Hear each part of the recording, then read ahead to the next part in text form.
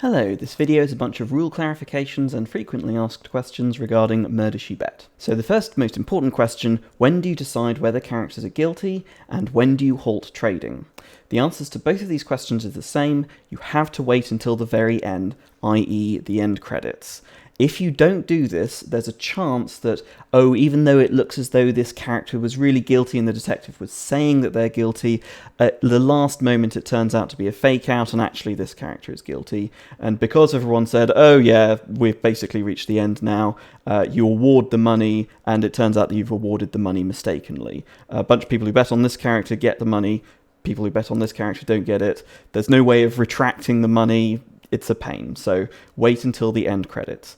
And up until the end credits, you can buy and sell bets on anybody that you like. Even though, the detective is definitely saying this person is guilty. It doesn't seem like you're taking a chance anymore. Actually, you are taking a chance. So I suggest that you buy bets on this character that the detective is saying is guilty. You sell bets on everybody else. But bear in mind that there is always that opportunity for a fake out, because detective story writers do like screwing with us sometimes, and that's part of the fun. Why does the game ask for access to my camera?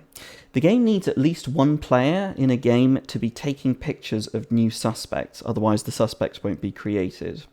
You don't have to grant it access to your camera if you don't want to. There's just a slight advantage to being a player that can take pictures, because if you are the only person that thinks that a character that's appeared on the screen should be considered a suspect, then you can be a person who takes a picture of that suspect, and you're not reliant on other people having to take a picture for you. Plus, when you create a new suspect, you get the first bet on that suspect, which you can sell, but that bet is pretty high value in the situation where it turns out that that character is actually guilty. And when you take a picture, by the way, all that happens is that that one picture gets sent to the server and then it gets sent to all the other players, and when the game is finished, the pictures all get destroyed. I disallowed access to my camera, but now I want to allow it. How do I do that? In general, you can do this by quite simply hitting the padlock button that's next to the address bar of the website, and that should open up some settings that allow you to grant access of this website to your camera. What happens if the same suspect has been added twice for some reason? This can arise because a character that's already on the board appears again, but they're in different lighting or they're wearing different clothing, and people are suspicious of them. They think it's a new character, so they add them and they start betting on them. In this situation, the rules are that you must delete the second version of them that's appeared. You can try and sell your bets on this duplicate version of the character before they get deleted, but it's legal for them to be deleted at any time once it's emerged that they're a duplicate. The reason for this is because we've got to make people vigilant about making it so that this doesn't happen. So to disincentivize people from, sneakily saying, oh, I think that's a new character, and manipulating investments that way. We've got to have it this way. So the bets should be as worthless as possible on this duplicate. How do you set up the TV show?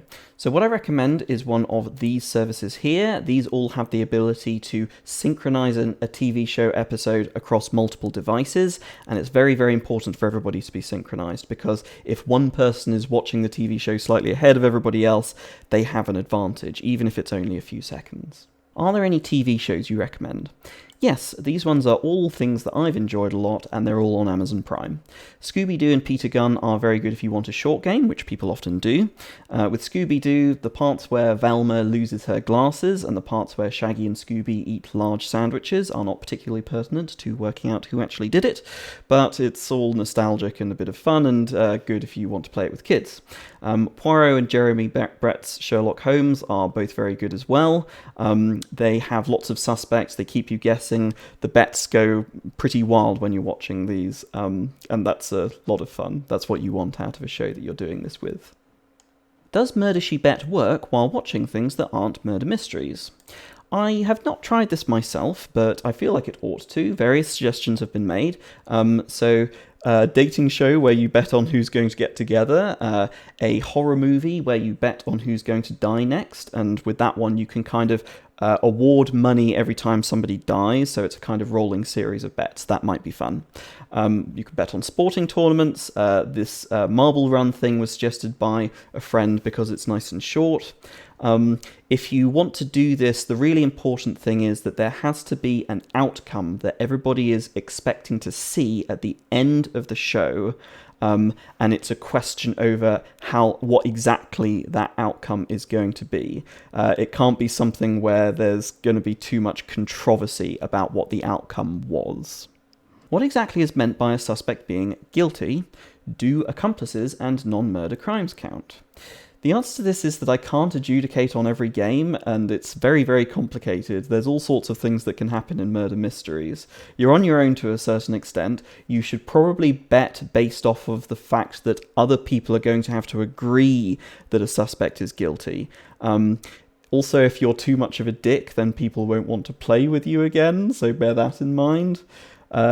The idea is that the suspect is guilty of the crime that the story is about. So that doesn't have to be a murder. And if they're only an accomplice to the crime, then yes, they're still guilty. But subplot crimes don't count. Should we have a games master or dungeon master who has seen the episode before? This isn't the way that I've played. It might work for you. I don't think it's a particularly good idea, though. Whenever I've played, everybody's flat on the same level. Nobody's seen the episode before. Certainly, it does help to have somebody who understands the controls and the nuances of the rules, though. What happens if multiple suspects are guilty? If multiple suspects are guilty, then multiple suspects are guilty, and all of those suspects' bets should be turned into money. Detective story writers do like screwing with our heads sometimes, and yes, lots of suspects will turn out to be guilty sometimes. Maybe all the suspects will turn out to be guilty, and you as a player need to bear in mind a certain probability of that happening. This character being guilty does not mean that this character won't turn out to be guilty, and don't be complaining if you didn't bear in mind that possibility. What happens if none of the suspects are guilty? If none of the suspects are guilty, then none of the suspects are guilty, and none of their bets should be turned into cash. If it's emerging that this is what's going to happen, then I suggest that you sell, because all of those bets are worthless apart from what you can get from putting them back into the board. This creates a follow-up question, which is, doesn't that mean there'll be a draw because all of the players have just bought a bunch of bets and then sold them without them being turned into cash? The answer to this question is no, there probably won't be a draw for the following reason. Here we've got two players and one suspect, and player one watching the show thinks, oh, I think that this suspect is quite suspicious, I'm going to buy a bet on them. Suspect two then thinks, yes, they're suspicious, I'm going to buy a bet on them. Note that player two is buying the bet at a higher price than player one bought it for. Then player one, still watching the show, thinks, I'm not so suspicious of them. They were only temporarily more suspicious. So they sell. Player two then sells. Player one has profited from this interaction. Even though both players have got the same number of bets that they started out with, player one has made a profit because they were faster to capitalize on the increased suspicion of this suspect. Player one was buying low and selling high. What do the percentages indicate? The percentages are the prices. In this game, you've got the bets, and to get a bet, you've got to hand over a certain amount of money. A bet, which is a certain width, is equal to that much money if the character turns out to be guilty.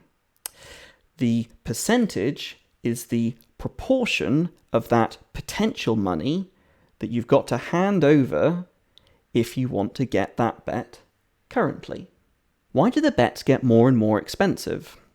If there's a character that loads and loads of people have bet on, then that means that practically everybody thinks that they're guilty.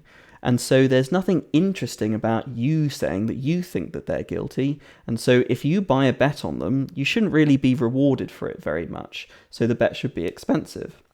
If there's a character that nobody has bet on, then it's a very interesting thing for somebody to decide, yeah, I'm going to buy a bet on this character. So that should be easy for you to do. Why are the first few bets the same price? Actually, they're different prices, it's just that the price is going up very, very slowly and the percentage gets rounded to the nearest whole number.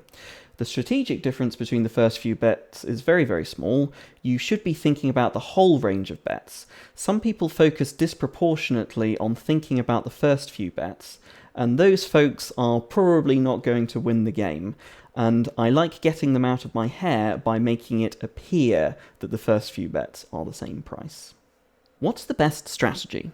This game does have a stable strategy, that is, a strategy that can't be exploited by any other strategy apart from itself being played a little bit better. The way that it works is this. Suppose that you've got a suspect and something happens in the TV show that affects your view of this suspect. For example, the victim changed their will last night and they changed it in a way that affects suspect number 1. In this situation, you should think to yourself, what do I now believe is the probability that this suspect did it? If I think that it's, say, 20%, and I notice that there's a bet available for 16% of the potential value of a bet, then I should buy. And it's still 19%, so I should buy again. If you continue watching the TV show and something happens that changes your view of this suspect again, and now you think that there's only a 10% chance that this suspect did it, so you should sell all the way down to 10%. So if the probability that you think that they did it is higher than the price, you should buy. If you think that the probability that they did it is lower than the price, then you should sell, assuming that you have some bets to sell on them. A lot of people, when I say this strategy to them, they have a certain question, which is, but what do you mean by the probability that a character is going to turn out to be guilty? I mean, either they're innocent or they're guilty, and either I know that they're innocent and I know that they're guilty, but if I don't know either of those things, I just don't know. What does it mean to say that there's a 10% chance, or there's a 90% chance, or that I think there's a 90% chance?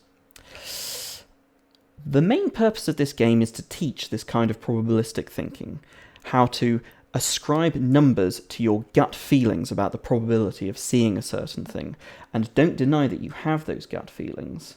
We make decisions on the basis of probabilities all the time, like the probability that you'll get to the train station on time if you leave another 10 minutes, or the probability that you'll get a job if you apply for it. These are very, very important decisions. And if there's two things that both could happen but might not happen, but you think that one of them is more likely than the other, then you should be able to ascribe numbers to your feelings. And I can at least tell you this, that if you get good at doing this, then you will get better at Murder She Bet. What is a prediction market? So Murder She Bet is sort of a prediction market. In Murder She Bet, you've got fake money. In a prediction market, you bet with real money and you win real money. In Murder She Bet, you're betting on really inconsequential and stupid stuff like who's going to turn out to be guilty in an episode of Scooby-Doo. In a prediction market, you're betting on stuff that's very, very consequential and important for somebody. For example, Best Buy ran a prediction market that was participated in by its shop floor employees on whether HD DVD or Blu-ray would win that particular format war. The employees were betting with real money and they won real money, and Best Buy made a lot of decisions on the basis of what the employees were betting on. You can also bet on who's going to win on an election, or whether a certain project that you're working on at the company that you work at is going to meet its deadline, or whether vitamin D is going to be an effective treatment for coronavirus. These are all prediction markets that have actually been run, where people have actually won real money and made decisions on their basis. The way that it works is you're kind of getting a betting market to act as a combined ballot box and lie detector. The thing to imagine is you walk in on an episode of Murder She Bet, and it's an episode that you've never seen before, you know nothing about it. Your friends watching it have paused the show, and you're interested in who's most likely to turn out to be guilty. It's paused, you really have nothing to go on except that you can look at the board, and if you look at which character people have bet the most on, that is in some sense the character that these players think is most likely to be guilty, and the percentage price that they're paying for it is the percentage that you should ascribe to the probability of that character being guilty. Being able to read off what a group of people think is the probability of seeing a certain thing is a very useful thing to be able to do in many contexts, and that's why a lot of people are getting very interested in prediction markets.